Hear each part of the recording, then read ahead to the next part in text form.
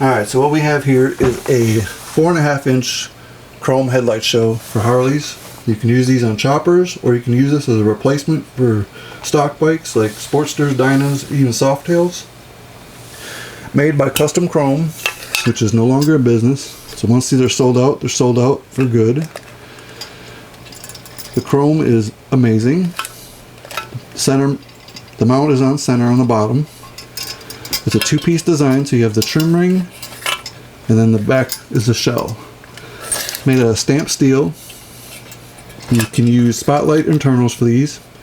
Now the nice thing about these being mounted in the center and being 4.5 inches, you can also use these on a Road King or a Softail or a touring bike as the spotlights. So if you got a Road King and you can find a 7-inch shell that's ribbed for the regular headlight, you can run these as spotlight shells. Like I said, once these are gone, they're gone. You'll never find these again. Custom Chrome is out of business. They've been liquidated. You have a 3-wire hookup on the back, custom wiring. And make sure you like, share, and subscribe.